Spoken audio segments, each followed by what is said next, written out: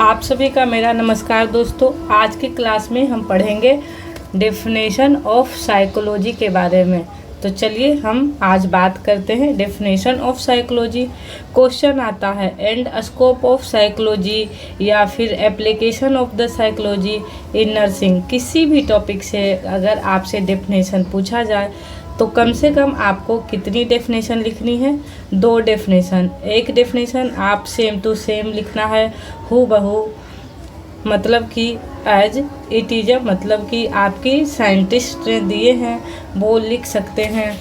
और दूसरी आप अपने माइंड से बनाकर लिख सकते हैं। तो अभी हम साइकोलॉजी के 3 डेफिनेशन क्लियर बताऊंगी। 3 में से जो आपको अच्छी लगेगी वो उसको क्या करना है, आपको एग्जाम में लिख कर आना है। तो चलिए हम स्टार्ट करते हैं। Psychology is the science of human and animal behaviour. It includes the application of behavioural science to human problems.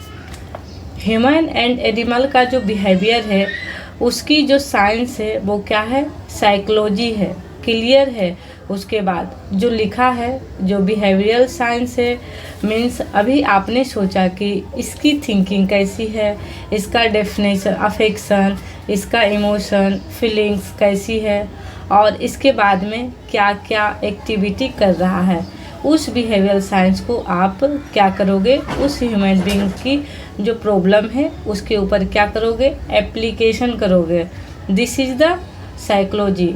कहने का मतलब ये है कि साइकोलॉजी का मतलब क्या हुआ? किसी भी पर्सन के बिहेवियर को क्या करना, उसकी प्रॉब्लम को, उसके ऊपर जो बिहेवियरल साइंस है उसको क्या करना? इंक्लूड करना। This is the psychology. उसके बाद में क्या लिखा है? Psychology is the science.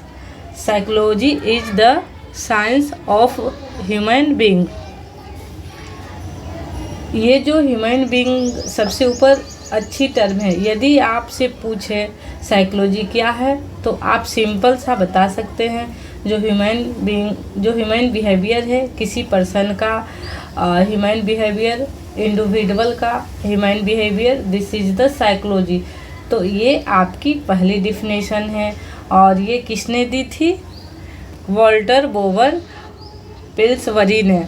और कब दी थी? 1911 के अंदर दी थी।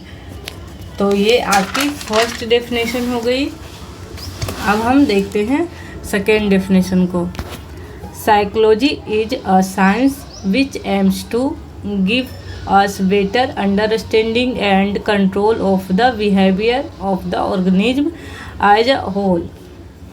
साइकोलॉजी एक साइंस का ब्रांच है जिसके अंदर किसी भी पर्सन के माइंड के स्टडी करना। इसका मतलब ब्रांच किसकी हो गई? साइंस की हो गई। अब ये साइंस का मतलब क्या है, इसका उद्देश्य क्या है, एम का मतलब क्या होता है, पर्पस। आपने आपके यदि माइंड के अंदर साइकोलॉजिकल कॉन्सेप्ट है, आपके माइंड अच्छे से काम कर रहा है, इसका मतलब क्या करोगे? आप किसी भी दूसरे पर्सन को अच्छे से समझ पाओगे। अंडरस्टैंडिंग क्या होगी? जिस पर्सन की बेटर होगी and control of behaviour of the organism. ये देखिए, control of the behaviour of the organism as a whole. ये किसी भी पर्सन के बिहेवियर को कंट्रोल करना और दूसरे पर्सन को समझना, ये कहलाता है आपका साइकोलॉजी। तो और ये जो डेफिनेशन है किसने दी थी? William M.K. डोहल ने दी थी। और कब दी थी? 1949 के अंदर दी थी। तो ये आपकी सेकेंड डेफिनेशन हो गई। अब देखेंगे third definition. Psychology is a science and the properly trend psychologist is a scientist और at least a practitioner who use scientific methods information resulting from। कहने का ये मतलब है कि साइकोलॉजी एक साइंस है और साइंस के जो साइंटिस्ट हैं इसमें क्लियर लिखा है जो प्रॉपरली ट्रेनर हैं। क्या है? जो प्रॉपरली ट्रेनर हैं या तो साइकोलॉजिस्ट हैं, उन्होंने किसी भी पर्सन की जो स्पेसिफिक मेथड्स यूज किया और उसके बाद में इंफॉर्मेशन, बिहेवियर की, माइंड की, सोल की ऐसी डेफिनेशन दी, ऐसी अंडरस्टैंडिंग दी जिससे कोई पर्सन अपने बिहेवियर की जो प्रॉब्लम आ रही है उस प्रॉब्लम को क्या कर सके, सोल्व कर सके। तो घुमा फिरा के जो बात हो रही है वो तो किसकी हो रही है, बिहेवियर की हो रही है। तो दिस इज क्या है, साइकोलॉजी है।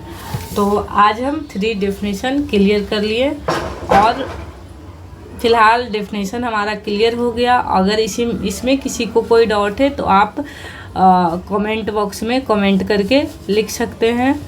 आज ये हमारा क्लियर हो गया। नेक्स्ट क्लास में हम पढ़ेंगे स्कोप ऑफ साइकोलॉजी। तो आज के लिए इतना ही। Thank you all of you. मिलते हैं नेक्स्ट क्लास के साथ।